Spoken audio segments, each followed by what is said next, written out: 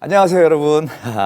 TVN 알쓸범잡 프로그램 MC이자 오늘 알아두면 쓸데있는 라이브 진행을 맡은 MC 윤종신입니다. 반갑습니다. 네, 오늘 두 분을 모시고 이야기를 나눠보도록 하겠습니다.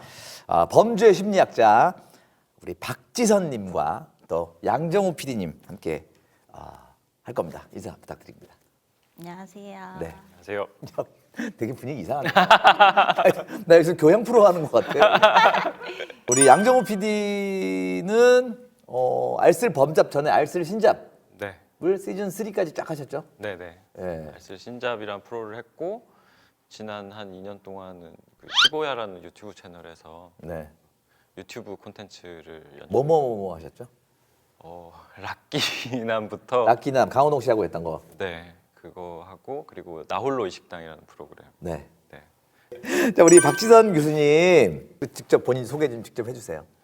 예, 안녕하세요. 저는 범죄심리학 박지선이고요. 어떤 측면에서 박지선 교수님 캐스팅 하셨어요? 사실은 박지선 교수님 때문에 이 프로를 시작한 것도 있거든요. 그 유퀴즈에 나오신 모습을 보고 좀 그냥 갖고 있던 선입견들의 이미지랑 너무 다르셔서 네네. 범죄를 저렇게 시원하게 재미라기보다는 좀 명쾌하게 말씀하셔 주시는 면이 좋아 보여가지고 박지선 교수님이랑 무슨 프로를 해도 재밌지 않을까라는 생각에서 출발한 면이 있습니다. 사실 그것이 알고 싶다에서는 이렇게 뵈면은 어쨌든 그 범죄에 관련된 얘기를 하실 때는 굉장히 냉철하게 표정도 굳은 상태에서 굉장히 어떻게 보면 드라이하게 얘기를 쫙 하시잖아요. 굉장히 좀 차가우실 것 같고. 네, 제가 그런 편견에 좀 많이 노출되어 있어서 네. 제가 이렇게 평소에 웃으면 웃기도 하냐고 뭐 이런 식의 질문을 제가 받을 때가 있어서 이번에 알쓸범잡에서 좀 다양한 모습을 많이 보여드릴 수 있지 않을까. 다양한 모습. 보면은 저희가 뭐 내내 범죄 얘기만 하는 건 아니니까 사실은 웃을 이야기도 되게 많았고 범죄를 통해서 저희가 사실 좀 인문학 얘기도 하게 되는 거잖아요. 네. 예, 그리고 사실은 범죄가 이루어지는 곳이 무슨 여기는 범죄가 일어날 것 같아 이런 데만 있는 게 아니고 정말 주변에서 범죄가 어디서 일어날지 모르는 게 범죄잖아요. 이 알쓸범잡이라는 게 탄생이 어떻게 된 겁니까? 일단 알쓸 신잡이란 프로는 되게 독특한 프로그램이긴 했어요. 그러니까 예능 연출을 하다가 느낄 수 없는 그런 경험? 그리고 방송이 나갔을 때 반응도 단지 재밌다 좋다 뭐 이런 게 아니라 막 갑자기 언급했던 책들이 베스트셀러에 오르기도 하고 여파력을 좀 느끼셨구나. 네네네. 그 여행지에서 뭔가 이렇게 개선이 되는 모습도 바라보고 하면서 좀 뭔가 좋은 일을 하고 있다. 그런 되게 뿌듯함? 방송을 하면서 좀 계속 느끼고 싶은 그런 기분이 있었기 때문에 알쓸신잡이라는 프로는 언제 한번 다시 해야지라는 생각은 계속 갖고 있었고 어떤 분이 나오셔서 중심에서 이야기를 해주시면은 좀 이거를 귀 기울여 많은 분들이 들어주실까 이런 그런 매력적인 분을 찾다가 박지선 교수님을 뵙고 저분이라면 좀 뭔가 해볼 수 있겠다 이런 생각이 들었던 것 같습니다. 예. 그래서 섭외를 제일 먼저 연락을 하셨죠. 드렸죠. 예.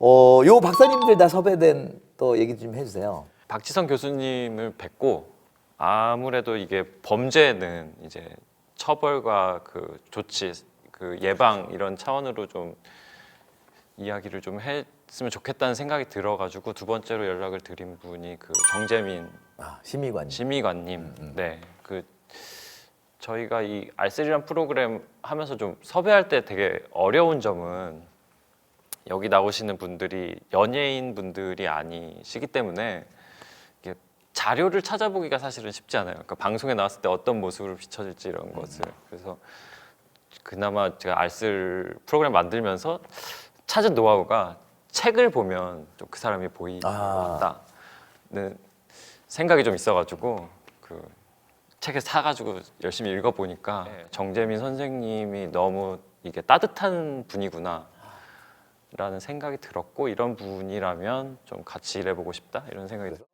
이렇게 보니까 범죄 얘기하면 법 얘기가 안 나올 수가 없죠. 그러니까 저희가 주로 많이 나누는 얘기가 뭐 아니 왜 그런 죄를 저질렀는데 왜 그거밖에 안 받아요? 그 양형의 기준도 궁금했고 굉장히 그런 쪽으로 또 답을 많이 주셨어요. 근데 제가 궁금했던 게 판결문 쓰는 게 굉장히 힘든데 어떻게 책을 쓰실 생각을 하셨는지. 그 판사로 있으면서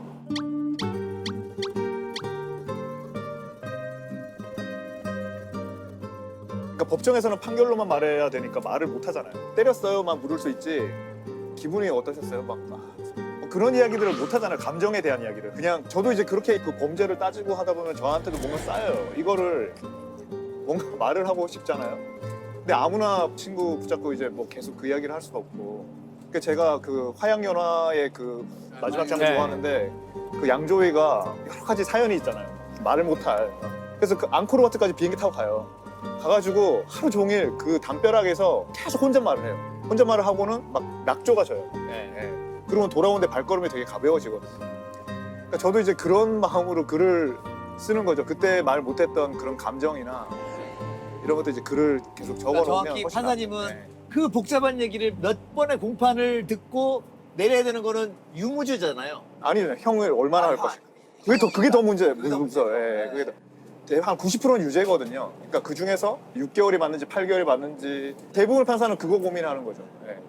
그 양형을 고민할 때가 되게 많습니다. 아 근데 그런 생각 전혀 안 해봤는데 내가 누군가를 벌하고 누군가의 운명을 바꾼다는 건 굉장히 부담스럽고 어려운 일인 것 같아요. 그러게요. 저도 그 주변에 보면 이제 너무 천재적이에요. 정말 그 판사인데 너무 한데 이제 저는 이제 언젠가부터 마음이 편안한 판사가 제일 훌륭한 것 같아요. 일을 너무 빨리 처리하고 판결을 너무 잘 쓰고 이런 사람보다 그냥 좀 마음 편한 사람 있잖아요. 그 본인 마음이 편한 사람. 그리고 섭외되신 분이? 다음에 바로 호기심 그 다음에 저였어요? 박지성 교수님도 물론 마찬가지셨는데 이렇게 선뜻 이걸 꼭 해야겠다라는 분은 안 계셨어요.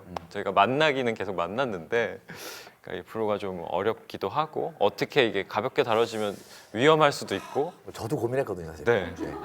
범죄와 연관이 없는 사람이기 때문에. 네. 저는 딱지 몇 번 뛴 거? 급물살을 탄 건 제가 기억하기로는 윤종신님께서 좀 그래 해보자라고 하시고 나서였던 것 같아요. 그러니까 그때부터 이제 저도 이 프로그램이 제작이 되겠구나. 자, 그리고 나서 네. 이제 우리 김상욱 교수님. 네, 좋은 분이라는 거 그리고 공부를 정말 많이 하는 분이시라는 건 알고 있었고 그래서 사실은 처음에는 섭외라기보다는 이야기가 다채로웠으면 좋겠어서 이과 성향의 그러니까 그 뭐 과학이나 이런 걸 일을 다루시는 분들도 한 분 계셨으면 좋겠는데 어떤 분이 혹시 있다면 좋을까요? 뭐 이런 거를 여쭤보려고 좀 친하다고 생각했으니까 그 만나뵈러 갔는데 선뜻 김상욱 교수님이 본인이 해보고 싶으시다고.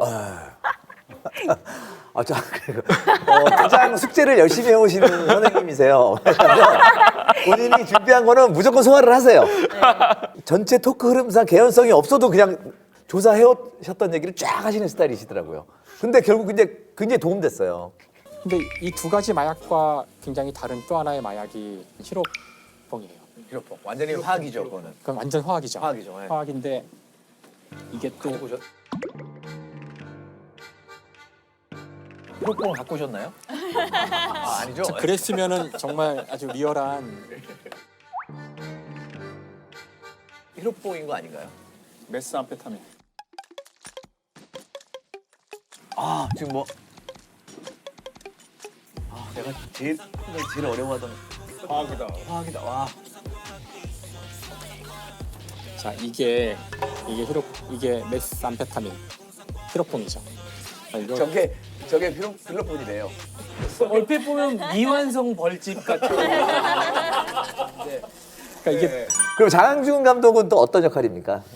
그래서 김상욱 교수님까지 모시고 나니까 네. 이제서야 그 좀 돌이켜 보게 된 거죠. 이 프로의 그런 색깔에 대해서. 네.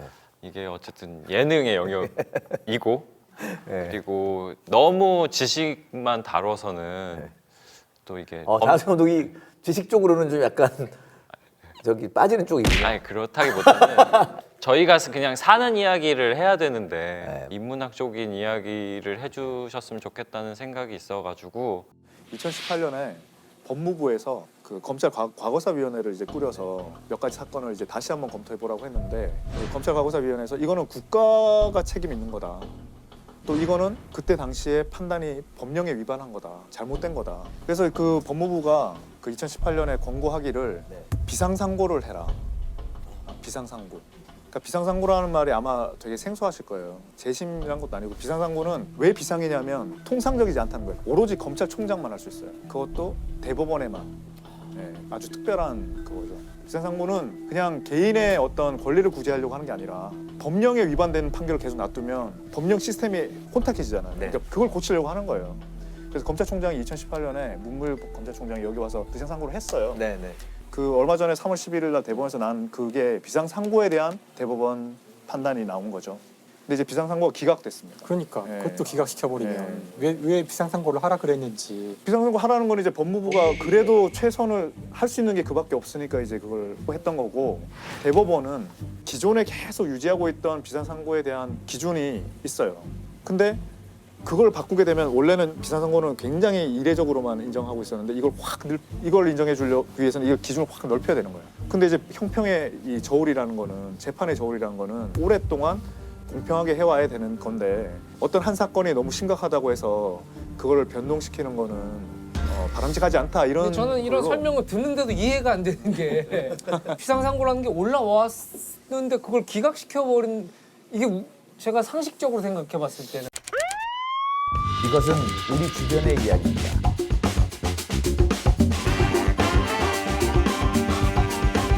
알쓸범